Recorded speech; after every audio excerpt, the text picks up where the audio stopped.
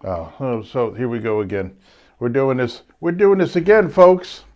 All right. So anyway, hi, welcome to the Mark C. Drumcast. You've been listening to me babble on in silence for the past, 5 or so minutes. How long have we been on?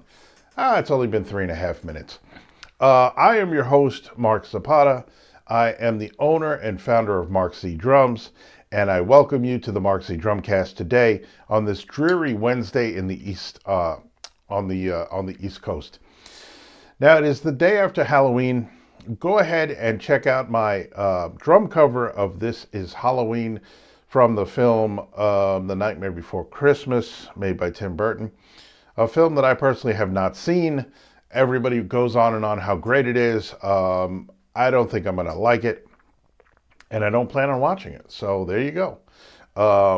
And I can hear the people now. Oh, really? Oh. Thanks, Jerry. Yeah, I do that, man. I do that. I get started and then I don't turn the mic on. But anyway, this is, like I said, what you get here at the Mark Z Drumcast. What you see is what you get.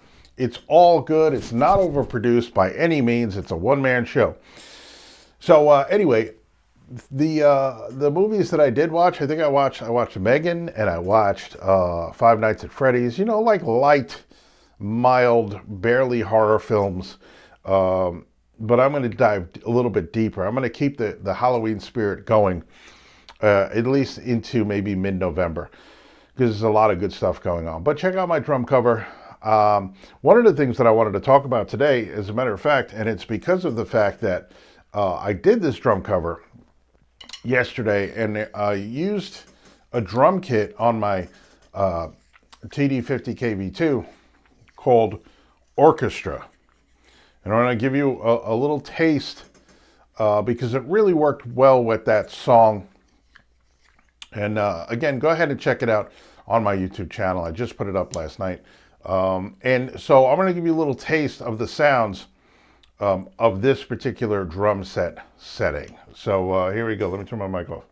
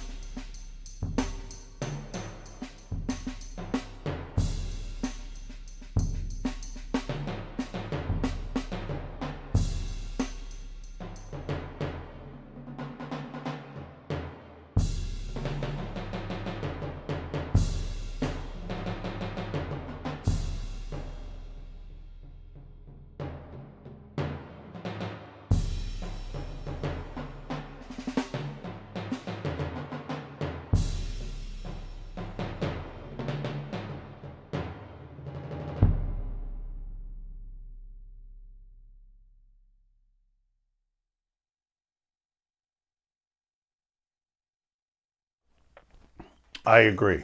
So that was a little taste of the orchestra drum kit on my Roland TD50KV2. Very, very cool. A lot of things you can do. There are a couple of other really cool sounding drum kits on here, besides what you can do with your own custom kits that you can make on here.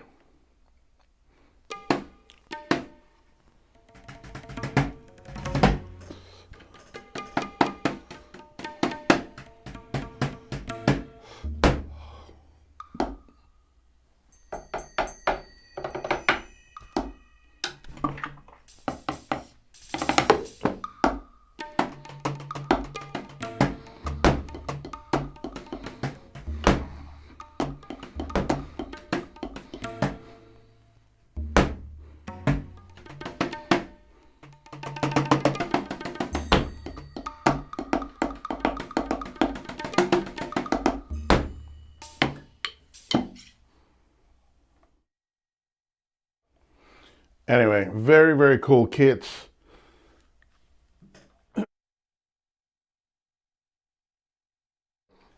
Anyway, very, very cool kits. I'm in the process of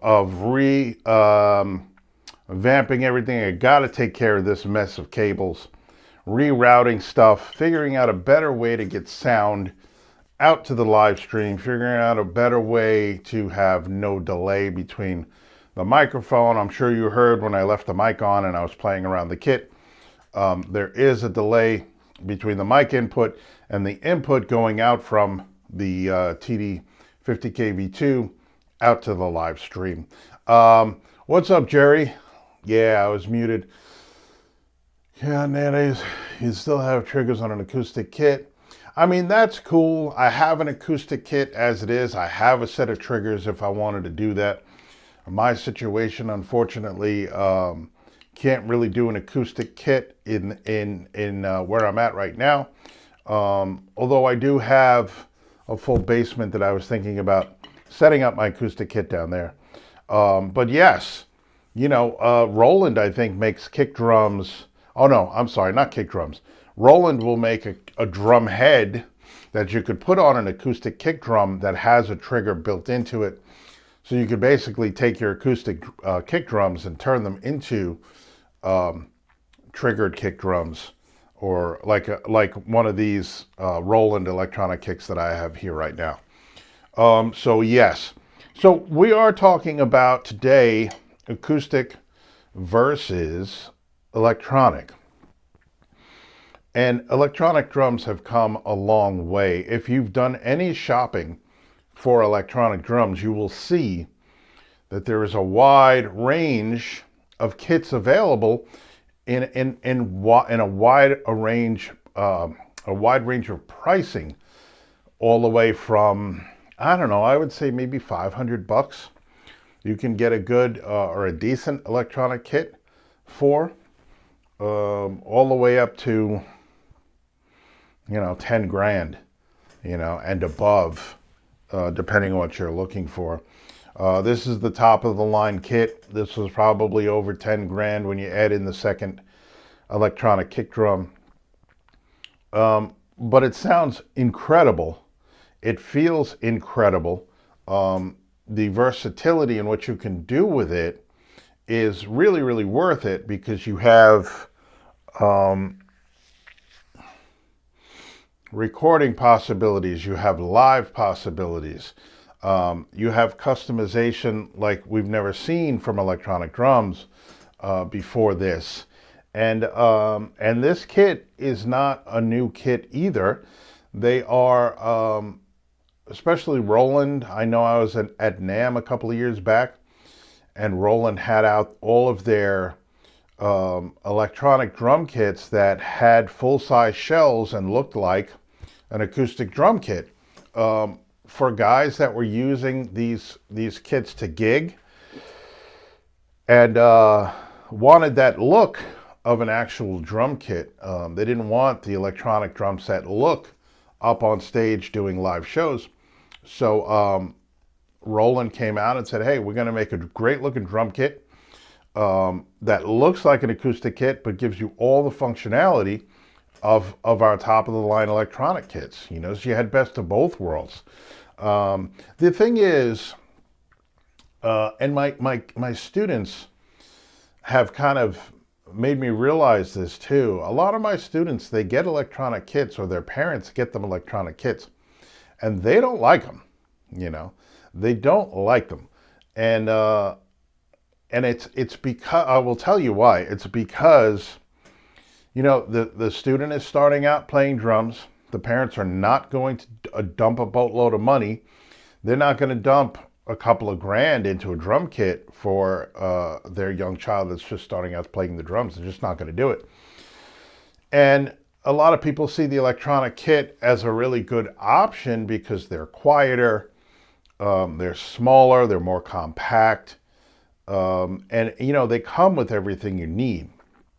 You buy an electronic kit for, let's say, $500, you're going to get a really tiny little drum kit with a couple of cymbals, and then you got to plug in a few wires, and you're off to the races. You're ready to go.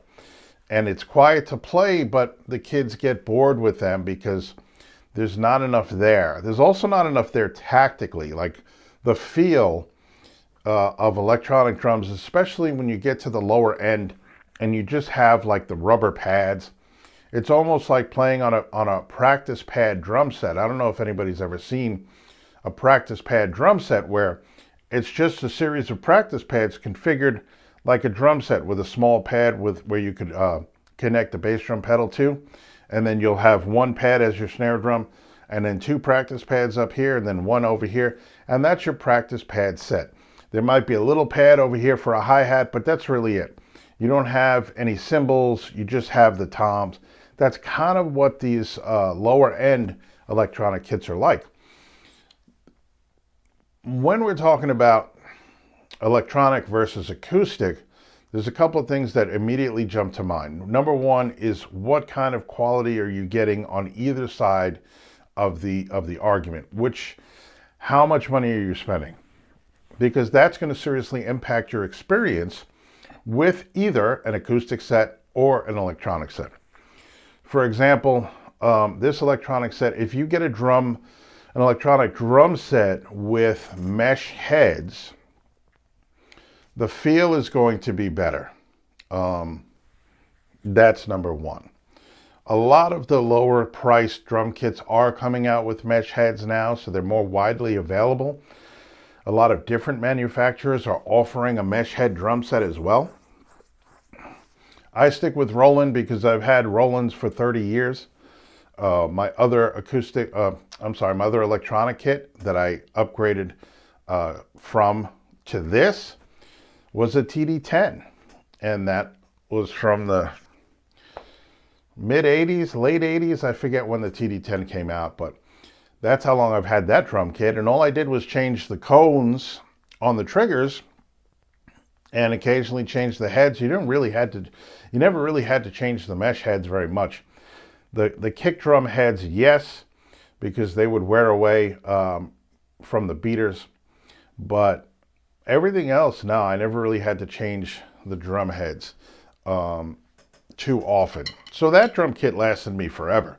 What happened was the samples got old sounding, and the newer samples that were coming out in, let's say, a Superior Drummer program of samples was far superior. So what I ended up doing was still using my older TD10 Roland drum kit, but running it through my computer and using Pro Tools and the Superior Drummer program to provide the samples. So basically, I used the existing triggers on the drum set and just upgraded the sounds I was getting with Superior Drummer, and I had basically a brand new drum kit. There was an issue with sensitivity at times, with the hi-hat became a problem. The cymbals, as technology advances, the older technology hangs in there for a while, but after a while you start to see, wow, that's a really big difference, and then you're moved to upgrade. So get yourself a mesh kit if you are looking towards an electronic drum set. I believe there's a drum kit called a Donner, D-O-N-N-E-R, which has gotten some really good reviews. It is a mesh head drum kit, and it's affordable. But what happens with my students is that the drum kits are too small. The drums themselves are too small. The pads are very small. And they feel like they're playing on a child's drum set, even if they're children themselves. This is what I hear from some of my clients that have purchased small, inexpensive electronic kits for their children, and the children don't play them because they don't like them. Here's the other issue. Let's go over to the acoustic side. If you're going to buy an entry-level acoustic drum set, let's say a full-sized kit from one of the bigger manufacturers, a Ludwig, a Tama, they all offer these entry-level drum sets, and even a mid-level drum set for a reasonable price. But what they all want to do is they all want to say, here is the complete package. Buy this drum set, you'll have everything you need. Here's the problem. the cymbals they give you are absolute garbage. Like absolute garbage, to the point where it pisses me off when I see my clients spend a few $100 on a drum set, which is a decent drum set. It's a good drum set. It's a good drum set to get started. The student will likely have that drum set for the next 5 to 10 years. And if they want to upgrade the drum set, they'll be in a position to do so when they get a little bit older. But the cymbals that these manufacturers send with these drum kits are just pure garbage. And it's not even like, it doesn't even, so it just makes me mad, because you know what? Don't include, just sell a shell pack. Don't include cymbals. Don't act like you're giving your customers this great deal and bargain by giving them cymbals along with their drums, and they're not even real cymbals. They just sound like absolute garbage. And my students hate them. You know, they hate them. Even though they're young, they're just starting out, and they don't really have the experience to know what a good cymbal sounds like, right? They still know that these are trash and garbage, and they sound like absolute garbage. And not only that, but they hit them a few times and they bend and they break and they're like all of this stuff, and it just makes me really, really mad. So if you're going to buy a drum kit from any of these, and these are good manufacturers, but like everything else, you know, cutting corners, cutting costs, trying to offer their customers a good deal or a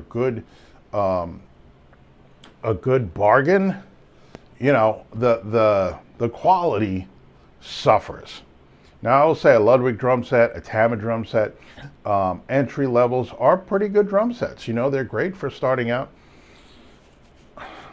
I would almost say, though, try to find a mid-level used drum set locally, because what happens is those drum sets will last forever. You're getting a higher quality kit.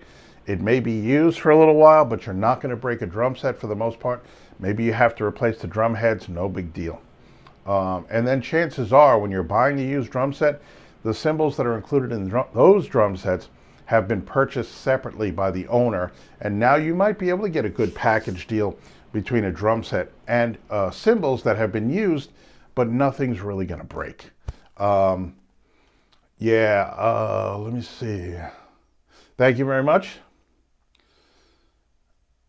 Yeah, and the cymbals, that's a great point too. Like the electronic cymbals, they really, really feel much better than they ever have. These are thinner, they're lighter than the ones I had before, but they really feel good. And when you're going to clutch them to try to, you know, silence them, you have a much more sensitive cymbal, right? You can silence it immediately. The cymbals, you have to squeeze a little bit. Not like a regular cymbal. You don't have to really put a lot of pressure on that cymbal to choke it. But these do a pretty good job. I've done...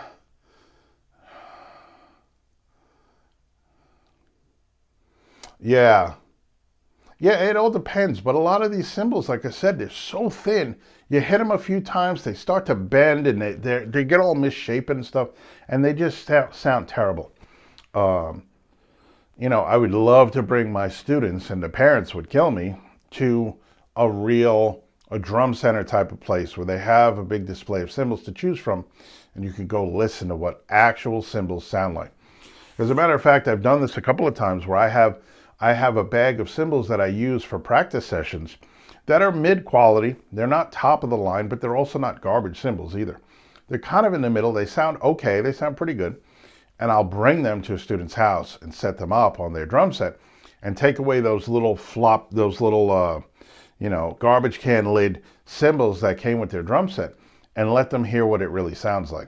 And then, of course, the parents get mad because they have to spend a few $100 on even like a Sabian, what is it, a B8 pack, where it's a starter pack, but they're still pretty good cymbals.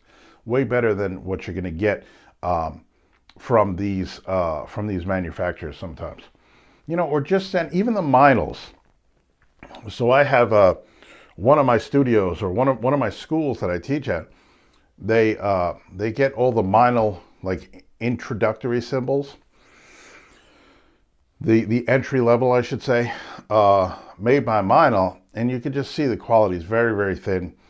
And the students go through them at an alarming rate. Like I'll get a cymbal in, and we'll replace a couple of the cymbals in the drum room. A month later, they're just cracking all over the place and breaking apart. And I'm not bashing these manufacturers, but there's got to be a way where you can put out a product that's inexpensive but also lasts. You can't have a student buying a cymbal and then just putting their stick through it within a month. It's crazy. So yeah, whatever. I have no endorsement deals going on. This is just my opinion as an instructor, as a teacher, seeing students that I've been working with for so long, and in going through the process literally hundreds and hundreds of times of helping a client get a drum set for their child, for my student, and just seeing what has to be gone through. But again, the used market is a really viable option, especially if you're not sure if your son or daughter is going to go further with the instrument. So spend a couple $100, get a drum set. You could always upgrade later, but chances are that used drum set, if you pick a good quality used drum set, chances are you're going to have that for a while, and it's going to serve your needs and the needs of your child for a long time. So that's the great part about that. Used cymbals also, just be careful and make sure you check for cracks around the edges, and then cracks around the bell area on the bow part of the cymbal, which is this area up here between the bell and the edge. Just look real good for cracks before you buy anything used. But the difference between electronic and acoustic is just that. You get a lot of versatility out of the electronic drum set. The acoustic drums, in my opinion, are more fun to play. They have a real feel. Also an acoustic drum set, you can tune the way you want. Yes, you can tune an electronic drum set, but you can, well, listen, you can tune it for sound and you can tune it for feel. In the case of something like my drums here, I have 6 lugs all 6 lugs. My snare drum is 8, I believe. Yeah, my snare drum is 8 lugs. All the other drums are 6 lugs. But you can change the way the drums feel and respond even on these electronic drums, because they give you the ability to tighten the heads or loosen the heads. The only difference is because it's a mesh head, it's a different material, you will definitely get a totally different feel out of it. You'll get way more rebound out of something like this, even if it's tuned down lower and looser. You'll get a way more rebound off of these mesh heads. So there is a difference. You will feel a difference when you're playing electronics for a while and then you go play on acoustic drums. It's just the nature of it. It's the way it is. I like acoustic drums because you really can customize the sound with tuning. You have a top head and a bottom head in most cases, unless you have concert toms. And learning how to tune your drums with a combination of a top and bottom head is very, very important in getting the kind of sound that you want and creating your own voice as a drummer. So there are good and bad points. Obviously the noise. If you don't mind the noise of an acoustic drum set, there are some really good sound dampening solutions that you could use for an acoustic drum set. There are some inexpensive treatments that you could use in the rooms to reduce the sound. So there's a lot of things you can do. Do your research before you decide between electronic or acoustic. Look at all the ins and outs. Remember that when you buy an acoustic drum set, chances are you're going to have to buy a set of cymbals, whether they come with them or not. Electronic drums, remember that you may need some kind of an amplifier for them, unless you are planning on just using them with headphones, which is fine. And then you also have the ability through the brain of the electronic kit to pump in some external source and play along to music through your headphones, where you'll be able to hear the music and the drums together, which is really, really helpful. But yeah, do your research. Make sure your child is comfortable and likes the electronic kit if that's the direction you're going in. But otherwise, I think both are great. If you can really get either one at a decent price, go for the mesh heads on the electronic kits. They will be much better and give you a better experience, or whoever's playing them, give them a better experience as far as playing those drums. But as you heard when I was playing before, the amount of sounds you can get out of this drum set is amazing.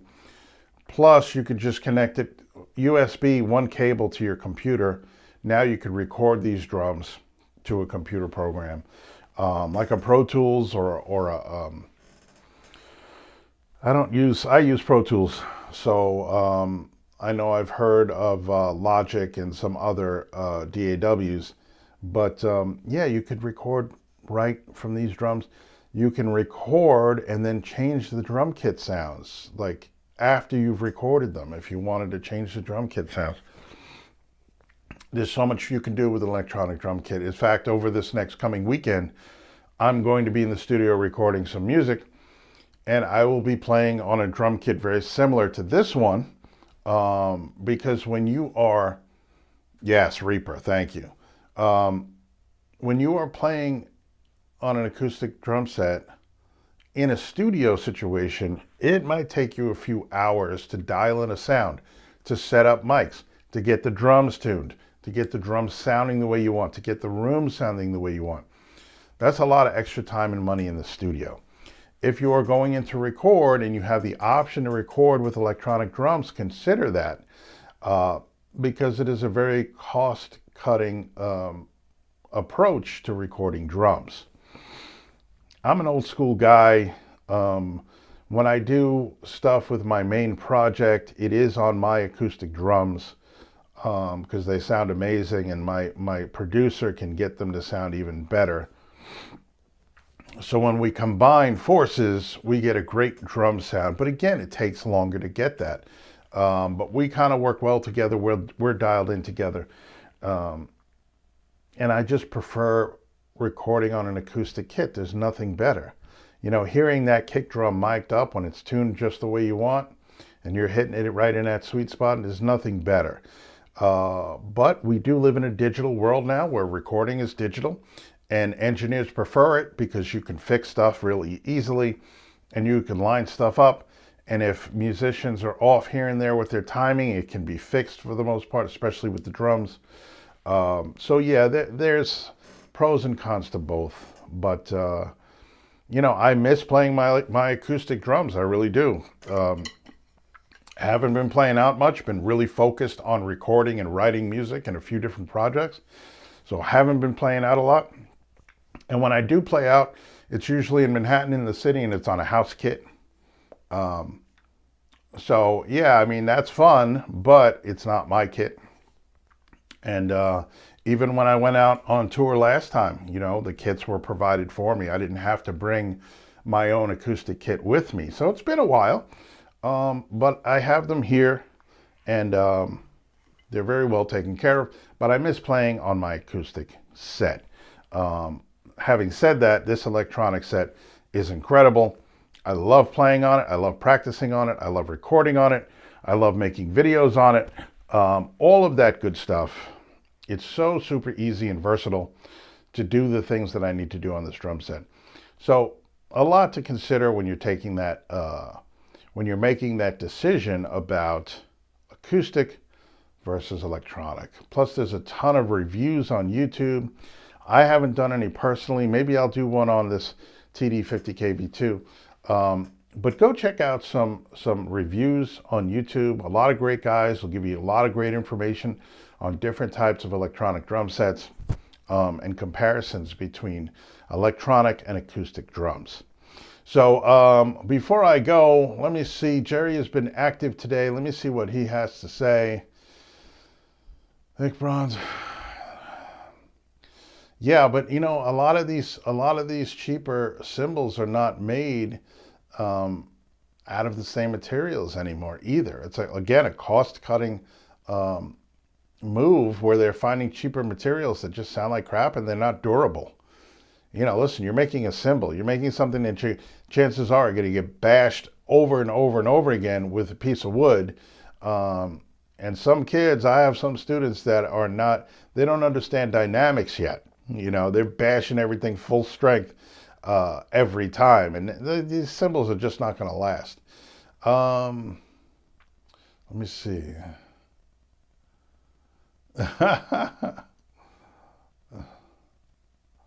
Yeah. Well, you know, it's funny. Yeah, that's true. That's true. The bendy ones.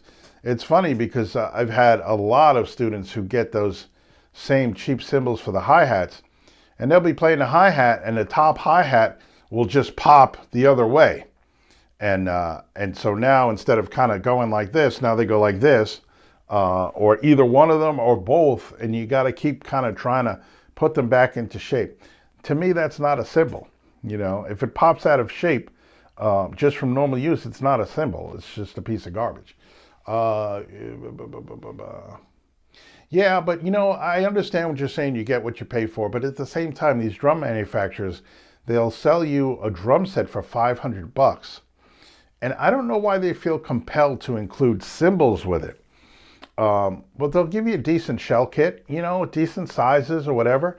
Um, this at this point in my career, I always buy custom, but you know, for a beginner starting out, they have decent drums. They're made well. The quality is good. But the worst part about the drum set, and even the hardware, the stands are decent. The hi-hat stand is decent. But the worst part by far are the cymbals. They just give you this garbage. Anyway, enough about that. I've gone on and on about that, but it really, it really makes me mad. Yeah, right. Actually, is Ableton. I've heard of that too. Huh? I wonder why that would be weird for metal.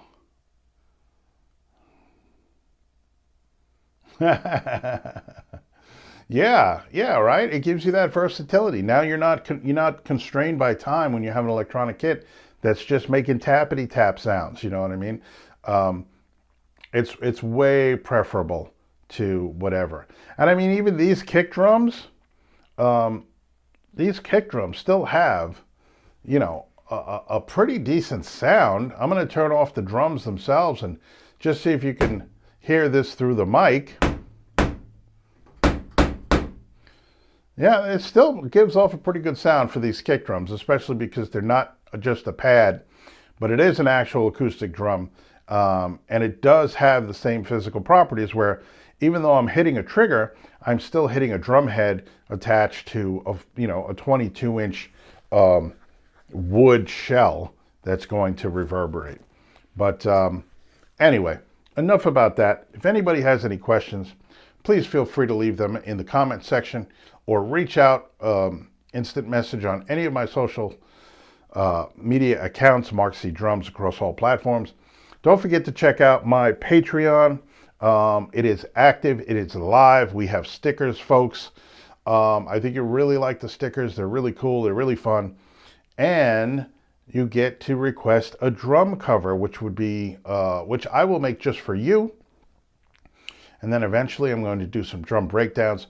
I'm about to release a new drum cover. I kind of hastily threw together that Halloween thing because the mood struck me and it was getting late. I wish I had done it, you know, the week prior so that people can enjoy it throughout the season leading up to Halloween. But I just got inspired. So go all through my socials and check out my videos. So the new drum cover I have coming up is going to be going live soon. And then accompanying that on my Patreon for members will be a song breakdown of the drum cover I did. So I will talk about what goes into playing that song. If you like the song, you want to learn how to play it, but aren't sure about some of the parts, I will break it down for you. So anyway, that's all I have for today on this dreary Wednesday. I have students, I have bands to work with later.